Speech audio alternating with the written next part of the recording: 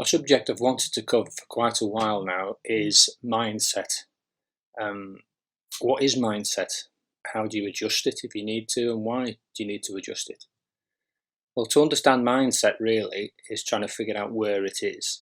You really need to think about, from my perspective, is the conscious and subconscious and the tug of war which constantly goes on between the conscious and the subconscious mind. And the link, effectively, between the two is what I would consider mindset. A great example, for instance, of what the conscious subconscious mind is, if you can think of an iceberg sat in the water, roughly 90% of the iceberg sits underneath the water out of view, with a little peak at the top, which is the 10%, which is effectively what your conscious mind is. Now, your conscious mind is things like your voluntary actions, logic, reasoning, things that you sort of want to do, where your subconscious is sort of your habits, beliefs, that sort of thing. And it really is a very, very powerful, it controls your emotions to a point. It's a very powerful thing.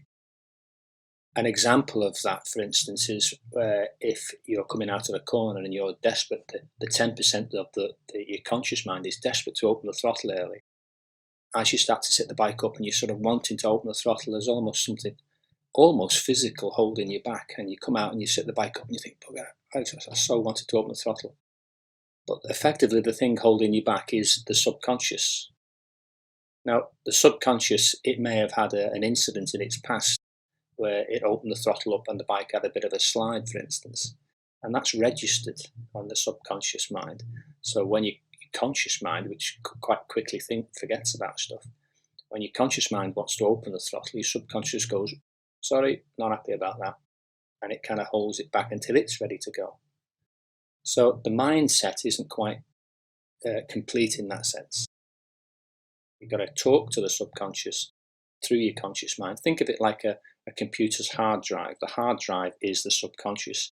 Everything which goes on in the computer sits in the hard drive, or in the heart of the computer itself. Now, the conscious side of the computer is the keyboards and the display, which is like your conscious mind feeding its information. So you've got to convince the subconscious what it works and what doesn't. The way to think of a mindset is, if your mind isn't 100% happy and ready to rock, as it were, it's effectively going to be thinking, why should I? I can't. Don't think I can. But if your mind sits in a good place, it's very much more, yes, I can. It is possible what I want to do. And an example of that was quite a few years ago now. I was in a race at Brands Hatch. The first three in the championship had already been decided. I finished second in the championship. Ian Simpson had already won the championship, and Ian Duffus was third. Now, no matter who finished where, and no matter what happened to the point situation, the championship was already effectively decided, points-wise. So I'd gone to Brands, but the two Ians didn't come down from Scotland, so basically I was the only one of the top three in the race. So I qualified on the front row, which was fine. Got a kind of mediocre start and started to pull my way up through, but it was tough going. I mean, all the guys in the field at that point were on the money, and it was still a race to get to the front and still a race to win. And it took me several laps to catch the leading group, and eventually I got amongst them and I got past them. But within a lap, I looked back and they'd kind of dropped back significantly, really quickly, and had dropped away again and dropped away again. And later on, back after the finish on the rostrum, we were saying to the guys, I said, what happened? Did you have a moment or something? You know, you kind of dropped off all of a sudden. And they said to me, well, we were just waiting for you to pass. So their mindset, before they even let the clutch out, was I was going to pass them. So that's an example for me, what their mindset was almost in a wrong place before they let the clutch out. I'm not suggesting for a second that they were going to be, but they'd already beaten themselves, essentially. Now, for me, adjusting mindset, or getting your mind in the right frame of mind, for want of a better word, is you can do that, or you should be doing that, before you even go to the event that you're at, whether it's a track day or a race or whatever. You've got machine preparation and your own preparation. So the first category to drop into mindset, to adjust it, is preparation. Be prepared. For instance, your machine, let's say it's, for argument's sake, it's a track day that you're going to do. You want to roll up on the day of the track day with very little to do to the bike, next to nothing. Basically, get it in the garage, pop it on stands, chuck your tyre warmers on, put a drop of fuel in, and effectively wait, apart from your mandatory tyre pressure check just before you leave the garage. But effectively, no work. And the amount of bikes and riders I see, they drag the bike out of the van and then start fiddling about and working on it. And we'll get to the why it's not a great idea that to start off with a little bit later on. But essentially, if your bike's all prepped up, you've got a lot more time on your hands to do other things. Now, your own personal preparation, what I mean by that is before the event, is little things like if you've got any like work-related issues, if you're working on a shift system, or if you're going to have calls coming in, you want to get a call divert set up. So all your work hassles, if it is work-related problems, are kind of all put to bed. So you can sort of mentally tick them off a list of, yes, that's done, I'm happy with that, I'm happy with that. Because if you don't, they will gnaw away at you under the surface in the subconscious. Your conscious mind will be thinking about other things, but it's this powerful emotion, powerful database of information. Get that sorted out. Your health, make sure you're in a healthy sort of thing. If you've got a cold, you're not going to be 100%. So do what you can for that. Take medication if required, or if it's allowed to take medication. But anything that you can sort yourself out before the event, happy days. Preparation is number one on the list for me to get sorted out before the event. What I tend to do, particularly if I'm on a track day or even a race, it doesn't really make much difference for me, to be honest, but on the day of the event, once I've got the bike set up and ready to go, and certainly well before the actual sitting on the bike, is I go and get myself put to one side and have some quiet time to myself. Basically, so I don't end up rushing around. I make sure that I'm dressed early. I clean my helmet, get my visor nice and clean, get my gloves all sorted out, make sure I know where my earplugs are. So all my sort of mental checklist of things that I need to do are all done and dusted. There's nothing worse than you can hear the tannoy going and the call in your group or your race. And then you start fumbling around, shit, visor's dirty, or lost my earplugs, and all this panic and all the rest of it. Because obviously on the build up to any sort of event, whether it's a race or a track day, is you've got to control your nerves and the anxiety which you might start to feel through it. And one of the ways to help to control this, thinking about the mindset, to keep the mind in a nice, cool place, is to get things done in plenty of time so your mental checklist is all done. And that can be done in this quiet place. It can be in the back of your van or in the back of the garage somewhere, but basically have some time to yourself so you can run through the thoughts yourself. Now, if you need to, if you're in a situation where you need to, get a dry whiteboard in the back of the van or in the garage, wherever your space is, and write stuff out on there so you can not only mentally check it off, you can physically check it off, so that you can really underline your mental state is everything's done at that point. One of the other things I put into this mindset is generate a routine. Now, you have to be careful about routines, that they don't start to become a ritual. And what I mean by this is my routine, for instance, as I go into my quiet place, I get undressed, I put my clothes to one side, I get into my gear, check my helmet, etc. So that's kind of my routine, as it were. Now I'm in my quiet place. But don't turn into like a Nadal who starts twiddling his ears, rubbing his nose, scratching his bum, doing Christ knows what. If you generate a ritual like that, if you don't complete the ritual, it's like a stone stuck in your shoe. It becomes an irritant, and again, your subconscious remembers it all and said, "Hey, remember, we haven't done our normal routine." So if you create a routine, it can be a problem. Things like people, for instance, when they're going out to ride the bike, they'll put the left glove on first and not the right glove. Now, these are borderline superstitions and good luck things, and I would try and steer clear of things like that. Barry Sheen, for instance, always used to have a particular colour underpants and a t-shirt, etc. I think he used to wear a Gary Nixon t-shirt all the time. Now, for him, it kind of worked, but if you expand that too much and you don't manage to get it done, it can turn into a negative. So Make sure you have a routine. Setting goals is another important thing. Now you can do this on the run up to the event or once again back in your quiet place. Now the one thing about setting goals or aims is they really need to be achievable. If you're sort of like midfield in your sort of qualification times and you're thinking, right, I'm going to go out and qualify now and stick it on pole, it's probably an unrealistic expectation or an unrealistic goal. So the one thing about goals or aims is try and make them achievable. So maybe just get to where you are or a slight improvement so it's kind of achievable. And if you do these small steps, they then will not only become achievable, is it gives you a sense of progression and your motivation is still good. If you set the goal too high, as in set the bar too high, and don't achieve it, it's demotivating, your shoulders drop and you think, oh God, I'm not doing it again. And you'll end up starting to maybe sort of collapse into a poor mindset, which then is like sticking the brakes on. So set goals and aims, but make them achievable. Running alongside setting goals is have some form of strategy when you go out. Obviously, that strategy needs to be focused on what it is. Let's say, for instance, it's a track day. The vast percentage of people on a track day just go there for a ride round, which is, again, nothing wrong with that. But generally speaking, I go out with every time I go on the track, whether it's a track day or a race or whatever, I go out there with an idea of what I want to achieve and how I'm going to do that. And that's where the strategy comes in.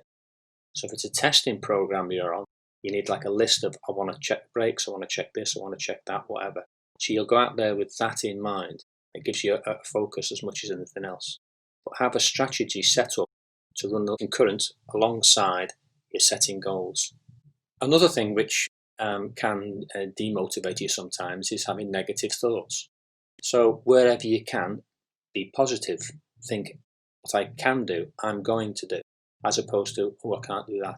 Oh, he's here. I'm never going to beat him. Always try and be positive, so have positive thoughts. When you're on the grid, for instance, and you're not in a great position, don't think, oh Christ, I'm 4 rows back here, I'm never going to do it. Try and spin that round into a positive. Okay, if there's a gap in front of me, I'm going to go straight for that gap. So put positive steps in place, as opposed to thinking of the negative things.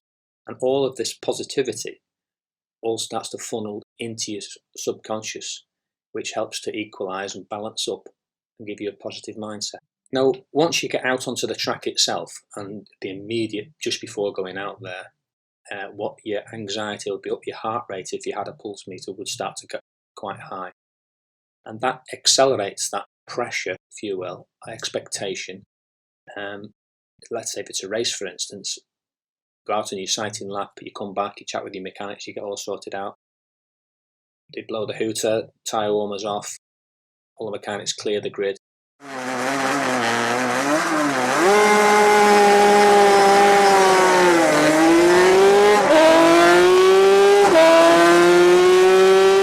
That's where you're almost at your maximum sort of pressure of expectation, and you've got to control everything. You've got to control your emotions, your nerves, and so on.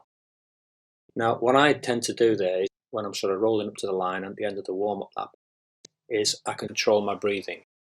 And it sounds all kind of yoga zen sort of thing, but it really does. You can come back to this breathing. Breathing is extremely important. Not only you have to do it, but controlling that breathing helps you to control your emotions and aggression to a point. If you're and all panting and all excited, you'll start to lose control of stuff and emotions start to run away with you. So breathing is an extremely important thing.